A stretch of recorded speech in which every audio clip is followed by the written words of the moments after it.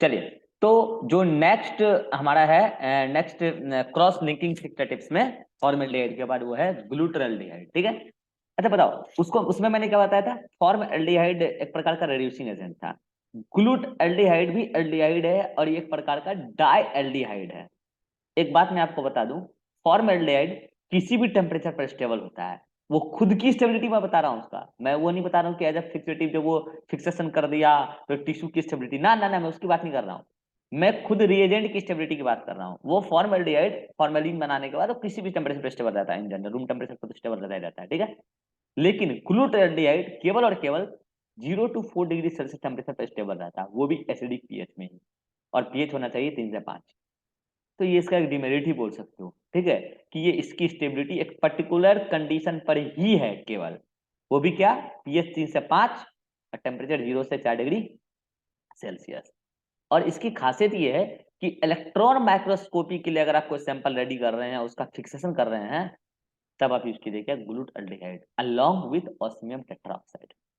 Osmium tetroxide के साथ ग्लूटाल्डिहाइड को मिला के एक बेस्ट, एक बेटर फिक्सेटिव बनाया जाता है for the electron microscopy sample. ठीक है, अगर आप ग्लूटाल्डिहाइड को as a cross linking fixative use कर रहे हैं और आप स्मॉल टिश्यू के फिक्सेशन के लिए यूज कर रहे हैं, तो आप सोल्यूशन लेंगे 2.5% सोल्यूशन, और आप रखेंगे उसको, जस्ट वेट, और आप उसको रखेंगे रूम टेम्परेचर पर 2 से 4 घंटे के लिए। अच्छा बताइए, अभी मैंने जब फॉर्मल्डिहाइड लिया था तो कितना परसेंट सॉल्यूशन लिया था, 10% सॉल्यूशन। कितने देर के लिए रखा था, आप देखे थे कि 4 mm block, 4 mm thick thick block आपने लिया था, तो उसको आपने रखा था, अगर आपने 8 घंटा रखा तो 8 घंटा कहाँ रखा था, रूम टेम्परेचर पर, अभी देखा था थोड़ी देर पहले। और अगर आपने 45 डिग्री सेल्सियस टेम्परेचर पर रखा तो आपने 2 से 3 घंटा, 3 घंटा के अप्रॉक्स रखा था, सेम ब्लॉक सेम थिकनेस को। ठीक है, ये तो बताया 10% फॉर्मेलिन। लेकिन अगर आप ग्लूटाल्डिहाइड यूज कर रहे हैं तो आप 2.5, स्मॉल टिश्यू के लिए बता रहा हूं, तो आप 2.5% सोल्यूशन ही लेंगे, 10% नहीं लेंगे। और रूम टेम्परेचर पे कितने देर के लिए रखेंगे, 2 से 4 घंटे के लिए। लेकिन अगर आप लार्ज टिश्यू के लिए आप ग्लूटाल्डिहाइड यूज कर रहे हैं as a cross linking fixative, तब आप थोड़ा सा कंसंट्रेशन बढ़ा देंगे और आप लेंगे 4% सोल्यूशन, और आप टाइम भी बढ़ा देंगे। आप टाइम लेंगे मिनिमम 6 से 8 घंटा, और आपको अच्छे से फिक्स करना है तो आप 24 घंटे के लिए रख दो। तो ध्यान रखेंगे, वहां पर हम क्या करते थे, 10% सोल्यूशन लेते थे 8 घंटे के लिए रूम टेम्परेचर पर, और 45 डिग्री सेल्सियस पर रखना है तो 3 घंटे के आसपास, फॉर्मल्डिहाइड के केस में। ग्लूटाल्डिहाइड के केस में स्मॉल टिश्यू है तो 2.5% सोल्यूशन लेंगे 2 से 4 घंटे रूम टेम्परेचर पर। अगर लास्ट इशू है तो 4% सोल्यूशन लेंगे, मिनिमम 6 घंटे रखेंगे, 6 से 8 घंटा। अगर अच्छे से फिक्स करना है तो 24 घंटे रख देंगे। अच्छा, फॉर्मल्डिहाइड क्या करता था बताइएगा जल्दी से, फॉर्मल्डिहाइड क्या करता था, प्रोटीन के लाइसिन लाइसिन के बीच में क्या करता था, कौन सा ब्रिज बनाता था, मिथाइलिन ब्रिज। ये करता है कौन, फॉर्मल्डिहाइड। ग्लूटाल्डिहाइड क्या करता है, ग्लूटाल्डिहाइड अल्फा हेलिक्स के स्ट्रक्चर को डिफॉर्म करता है, उसको बिगाड़ता है। देखिए, फॉर्मल्डिहाइड भी पेनिट्रेट करता था धीरे धीरे, लेकिन ग्लूटाल्डिहाइड तो उससे भी स्लोली पेनिट्रेट करता है। लेकिन एक बात है इसकी अच्छाई, क्या, कि ये उसके कंपैरिजन में अच्छा साइटोप्लाज्मिक और न्यूक्लियर डिटेल देता है, अच्छे से फिक्स करता है, कुछ भी नहीं बिगड़ने देता है, अच्छे से फिक्स करता है। ये इसकी एक खासियत है ग्लूटाल्डिहाइड की। तो ग्लूटाल्डिहाइड के बारे में क्या क्या पॉइंट बोला मैंने, ये डाइल्डिहाइड है, इसकी खुद की स्टेबिलिटी पीएच एसिडिक पीएच में है 3 से 5, 0 से 4 डिग्री सेल्सियस पर इसकी खुद की स्टेबिलिटी है। इलेक्ट्रॉन माइक्रोस्कोपी के लिए इसको यूज करते हैं as a cross linking fixative along with osmium tetroxide. Small tissue के केस में आप 2.5% सोल्यूशन लेंगे, 2 से 4 घंटे रूम टेम्परेचर पर रखेंगे। लास्ट टिश्यू के लिए आप 4% सोल्यूशन लेंगे, 6 से 8 घंटे मिनिमम रखेंगे। अगर अच्छे से फिक्स करना है तो 24 घंटे रख देंगे।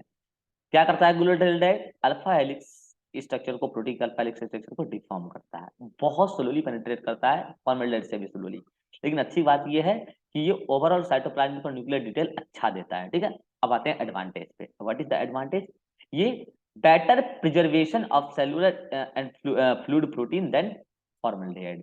ये अच्छे से प्रिजर्व करता है फॉर्मल्डिहाइड के कंपैरिजन में, चाहे वो सेलुलर प्रोटीन हो या कोई फ्लूइड प्रोटीन हो। ठीक है, मोर स्टेबल क्रॉस ब्रिज। आप बोलेंगे सर अभी थोड़ी देर पहले बताया कि स्टेबिलिटी कम है, सुनेगा ध्यान से, दो बात मैं बता रहा हूँ। ग्लूटाल्डिहाइड की स्टेबिलिटी बेकार है, एक फिक्स्ड रेंज में है। यहां पर उसकी स्टेबिलिटी की बात नहीं कर रहा हूं मैं, यहां बात कर रहा हूं ब्रिज की। फॉर्मल्डिहाइड लाइसिन रेसिड्यू के बीच में बनाता था ब्रिज, मिथाइलिन ब्रिज अभी बताया था। और ये जो ब्रिज बनाता है, ये ब्रिज की हम बात कर रहे हैं कि ब्रिज मोर स्टेबल होता है as compare to bridge formed by the formaldehyde, हम इसकी बात कर रहे हैं, ठीक है। और ये give better section of blood, clot and brain. अगर आप ब्लड, क्लूट और ब्रेन वाले टिश्यू का आप सेक्शनिंग कर रहे हैं और वहां पे आपको एज अ फिक्सेटिव यूज करना है, तो आप ग्लूटाल्डिहाइड यूज करें, ठीक है, ब्लड क्लॉटिंग के स्टडी के केस में भी, ठीक है। और ये मेटल को कोरोड नहीं करता है, मतलब जो आप वहां पे मेटल यूज कर रहे हैं तो वो मेटल को एक तरीके का ऑक्सीडाइजिंग नेचर दिखा के ऑक्सीडाइज नहीं करता है। तो this is the advantage of ग्लूटाल्डिहाइड। What is disadvantage? Disadvantage क्या है? तो थोड़ा सा डिसएडवांटेज तो है ही, सही देख लेते हैं। डिसएडवांटेज ये है कि एक्सपेंसिव ज्यादा है, महंगा है। अभी मैंने फॉर्मल्डिहाइड में बताया था तो फॉर्मल्डिहाइड उतना महंगा नहीं है, वो सस्ता है, लेकिन ये मोर एक्सपेंसिव है। खुद की इसकी स्टेबिलिटी कम है, अभी बताया था मैंने कि एसिडिक पीएच होना चाहिए 3 से 5 और 0 से 4 डिग्री सेल्सियस टेम्परेचर में स्टेबल होगा, जिसकी खुद की स्टेबिलिटी एक पर्टिकुलर रेंज में ही है। दूसरा, ये पेनिट्रेट करता है टिश्यू को, फॉर्मलिन के कंपैरिजन में भी स्लो, थोड़ा टाइम टेकिंग है, ठीक है। दूसरा कि इसमें पास स्टेनिंग टेक्निक जो होता है, जो आपको हम स्टेनिंग में बताएंगे, उसमें फॉर्मलिन के इंफीरियर आता है, ठीक है, फॉर्मलिन से इंफीरियर माना जाता है, ठीक है। तो ये इसकी डिसएडवांटेज है। तो इस तरीके से आप यहाँ देख सकते हैं कि ये किस तरीके से बना रहा है ब्रिज, ठीक है। ये एंजाइम्स है, उसके बीच में ये free amino group of lysine residue है, ठीक है। इस तरीके से ये हमारा क्रॉस लिंकिंग फिक्सेटिव जो होता है ब्रिज बनाता है। तो ये तो क्या होगा, ग्लूटाल्डिहाइड और फॉर्मल्डिहाइड की बात खत्म होती है। नेक्स्ट, अभी मैंने थोड़ी देर पहले बताया था कि कुछ अदर सॉल्ट्स भी हैं हमारे पास जो as a cross linking fixative use करते हैं, and one is mercuric chloride. Mercuric chloride क्या है? एक सॉल्ट है। तो ये कहाँ रिएक्ट करता है? React with ammonium salts, amines, amides, amino acids and sulphydryl group by an additive reaction and hardens the tissue. ये क्या करता है? टिश्यू को हार्ड करता है। कैसे?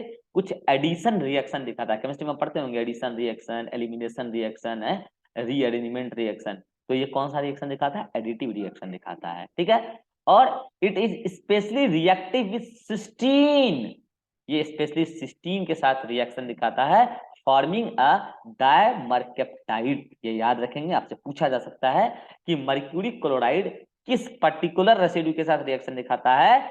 Answer is cysteine. और बनाता क्या है? डायमरकेप्टाइड बनाता है, ठीक है। सावधान हो जाइए, आप मर्क्यूरी क्लोराइड को हैंडल कर रहे हैं, बहुत टॉक्सिक होता है, इसलिए सावधानी से इसको हैंडल करिए, ठीक है। तो ये टॉक्सिक है, इसलिए हैंडल विथ केयर, ठीक है। पेनिट्रेट स्लोली, ये स्लोली पेनिट्रेट करता है, that's why specimen must be very thin. Specimen जो आपका सैंपल है वो बहुत थीन होना चाहिए, ठीक है। अब potential replacement of mercuric chloride, क्योंकि आपको पता है कि मर्क्यूरिक क्लोराइड आपने बता तो दिया ऐसे ऐसे काम करता है, लेकिन ये बहुत टॉक्सिक होता है। तो चूंकि ये टॉक्सिक होता है, इसीलिए आप यहाँ पर मर्क्यूरिक क्लोराइड के बदले आप जिंक सल्फेट यूज कर सकते हैं। तो ये तो क्या हो गया मर्क्यूरिक क्लोराइड के बारे में। अब देखते हैं इसका एडवांटेज। एडवांटेज क्या है? Better staining of nuclei and connective tissue. अच्छा बताइए, थोड़ी देर पहले मैंने बताया था, अगर आपको साइटोप्लाज्म और न्यूक्लियाई का बेटर स्टेनिंग चाहिए, बेटर फिक्सेशन चाहिए, तो आप क्या यूज करेंगे? ग्लूटाल्डिहाइड। अगर आपको न्यूक्लियाई और कनेक्टिव टिश्यू का अच्छा स्टेनिंग चाहिए, तो आप क्या यूज करेंगे? मर्क्यूरी क्लोराइड, ठीक है। Give best result with metachromatic staining. अगर आप स्टेनिंग पर्पस में आगे यूज कर रहे हैं तो आप मेटाक्रोमेटिक स्टेनिंग करिएगा, तो आपको बेटर रिजल्ट मिलने वाला है। So this is another cross linking fixative, that is the mercury chloride. फिर से मैं ब्रीफ कर देता हूं, इसका रिएक्शन साइट कहाँ रिएक्ट किससे करता है? अमोनियम सॉल्ट से करता है, amine, amides, amino acids, sulphydryl group से। कैसे? एडिटिव रिएक्शन दिखाता है और टिश्यू को थोड़ा ये हार्ड कर देता है, ठीक है। स्पेशली रिएक्ट करता है सिस्टीन से और बनाता क्या है? डायमरकेप्टाइड। टॉक्सिक होता है, इसलिए सावधानी से केयर कीजिए और स्पेसिमेन को पतला रखिए, क्योंकि बहुत स्लोली पेनिट्रेट करता है। क्योंकि टॉक्सिक होता है, इसलिए आप चाहें तो मर्क्यूरी क्लोराइड के बजाय आप क्या ले सकते हैं? जिंक सल्फेट ले सकते हैं। अच्छी बात यह है कि ये मर्क्यूरी क्लोराइड न्यूक्लियाई को और कनेक्टिव टिश्यू का अच्छा स्टेनिंग देता है, ठीक है। और अगर आप बेस्ट रिजल्ट चाहते हैं तो आप मर्क्यूरी क्लोराइड जब आप एज ए फिक्सेटिव यूज कर रहे हैं तो जब आप स्टेनिंग प्रोसेस में स्टेनिंग कीजिएगा तो आप मेटाक्रोमेटिक स्टेनिंग कीजिएगा तो आपको बेस्ट रिजल्ट मिल जाएगा, ठीक है, in the case of nuclei and connective tissue sample. So this is the mercury chloride. Next is last one is osmium tetraoxide.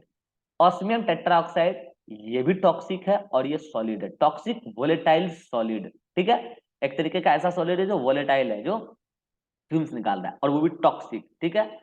और आपको मैं बता दूं कि ऑस्मियम टेट्राऑक्साइड वाटर में भी सॉल्युबल है और नॉन पोलर सॉल्वेंट में भी सॉल्युबल है, वाटर पोलर सॉल्वेंट होता है, ठीक है।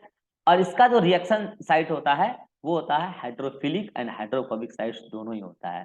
साइड चेन्स ऑफ प्रोटीन, जो कि साइड प्रोटीन के साइड चेन में हाइड्रोफिलिक और हाइड्रोफोबिक साइट्स होता है दोनों। और ये क्या करता है, क्रॉस लिंकिंग क्रिएट करता है। कैसे? द रिएक्टिव साइट्स इंक्लूड्स, वही बात है, sulphydryl, phenolic, hydroxyl, carboxyl, amide and heterocyclic group. ये जो मैंने हाइड्रोफिलिक एंड हाइड्रोफोबिक साइट्स बताया प्रोटीन के साइड चेन्स में, जो उसका रिएक्टिव साइट है वो इंक्लूड करता है किस ग्रुप को, sulphydryl, phenolic, hydroxyl, carboxyl, amide and heterocyclic group. और ऑस्मियम टेट्राऑक्साइड न्यूक्लिक एसिड के साथ भी रिएक्ट करता है, याद रखिएगा, आपसे वाइवा में पूछा जा सकता है कि osmium tetroxide react with nucleic acid और नॉट, यस। और कहां रिएक्ट करता है, तो राइबोज शुगर के 2,3 ग्लाइकोल मोइटी के साथ रिएक्ट करता है, फर्स्ट वन। दूसरा, थाइमिन के 5,6 डबल बॉन्ड जो होते हैं उसके साथ रिएक्ट करता है। फिर से बोलिए, किसके साथ, राइबोज शुगर के, राइबोज ग्रुप जो है उसके जो टर्मिनल है, टर्मिनल राइबोज ग्रुप, उसके 2,3 ग्लाइकोल मोइटी के साथ रिएक्ट करता है ऑस्मियम टेट्राऑक्साइड, और थाइमिन के 5,6 डबल बॉन्ड के साथ रिएक्ट करता है, ठीक है। और न्यूक्लियाई फिक्स होता है ऑस्मियम टेट्राऑक्साइड में and dehydrated with alcohol showing clumping of DNA. आप चाहें तो जो न्यूक्लिया है उसको आप फिक्स कर सकते हैं विद ऑस्मियम टेट्राऑक्साइड और डिहाइड्रेट कर सकते हैं अल्कोहल के साथ, उससे क्या होगा, आपका डीएनए क्लम्पिंग शो करेगा। तो आपसे कोई पूछेगा वाइवा में कि क्या आप ऑस्मियम टेट्राऑक्साइड को डीएनए के क्लम्पिंग के लिए यूज कर सकते हैं, बिल्कुल कर सकते हैं। कैसे कर सकते हैं, ऑस्मियम टेट्राऑक्साइड में न्यूक्लिया पहले तो फिक्स हो जाता है और दूसरा जब आप उसको डिहाइड्रेट कर देंगे अल्कोहल से तो डीएनए क्लम्प हो जाएगा। देन प्रिवेंटेड बाय प्रीफिक्सेशन पोटेशियम पर मैग्नेट और पोस्ट फिक्सेशन विथ यूरेनाइल एसीटेट और by adding calcium ions and tryptophan during the fixation. अगर आप इस पॉइंट को नहीं भी समझे तो आपका काम का फिलहाल के लिए नहीं है, इसको समझाने के लिए लंबा स्टेप लेना पड़ेगा, यू कैन स्किप दिस। आप मेन पॉइंट जो याद रखेंगे, ऑस्मियम टेट्राऑक्साइड सॉल्यूशन और बफर को एक साथ मिला के स्टैंडर्ड फिक्सेटिव तैयार किया जाता है इलेक्ट्रॉन माइक्रोस्कोपी के लिए।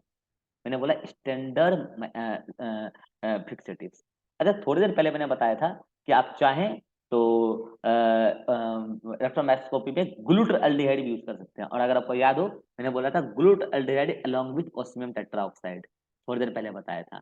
तो इलेक्ट्रॉन माइक्रोस्कोपी के लिए ग्लूटाल्डिहाइड और ऑस्मियम टेट्राऑक्साइड करते हैं और ऑस्मियम टेट्राऑक्साइड सॉल्यूशन को बफर के साथ मिला के स्टैंडर्ड सॉल्यूशन बना के रख लेते हैं हम लोग, अगर इलेक्ट्रॉन माइक्रोस्कोपी के लिए हम सैंपल को तैयार कर रहे हैं तो। So this is all about what covalent fixative. रही बात कंपाउंड, कंपाउंड में तो मैंने पहले ही बोल दिया कि ग्लूटाराइड और फॉर्मेल्डिहाइड का मिक्सर लेकर तैयार कर लेते हैं तो दोनों की प्रॉपर्टी आ जाएगी उसमें, ठीक है। तो this is all about chemical fixative. तो ये फिक्सेटिव को डिटेल में लेना था, ले चुका हूँ। बाकी अब आगे, अच्छा एक बात और बता दूं मैं इसमें ऑस्मियम टेट्राऑक्साइड में, reaction of osmium tetroxide with unsaturated bonds with in the lipid, do you know unsaturated bond, unsaturated double bond with with in lipids and phospholipids. इसकी वजह से क्या होता है, जो ऑस्मियम टेट्राऑक्साइड रिएक्ट करता है डबल बॉन्ड के साथ तो ब्लैक कलर का वहां पे स्ट्रक्चर बन के रेडी होता है, तो वो बताता है कि यहाँ पे डबल बॉन्ड ज्यादा है। तो आप देखिए ये स्टेनिंग किया गया, ठीक है। तो बताइए ये जो आपको दिख रहा है ये क्या बता रहा है, वहां पे अनसैचुरेटेड फैटी एसिड ज्यादा है या सैचुरेटेड। और आपको पता है कि various lipid containing material such as myelin sheath, myelin sheath में कौन सा लिपिड होता है, गैलेक्टोसेरेब्रोसाइड, जो नर्व फाइबर में होता है, ठीक है। तो जो लंबे नर्व फाइबर होते हैं उसके जो माइलिन शीथ होते हैं उसमें गैलेक्टोसेरेब्रोसाइड होता है, उसमें अनसैचुरेटेड फैटी एसिड ज्यादा होता है और उससे रिएक्ट करता है कौन, ऑस्मियम टेट्राऑक्साइड, और ब्लैक कलर का फैटी बॉडी बना के तैयार करता है। तो this is all about osmium tetroxide. यहाँ जाके आपका फिक्सेशन समाप्त होता है।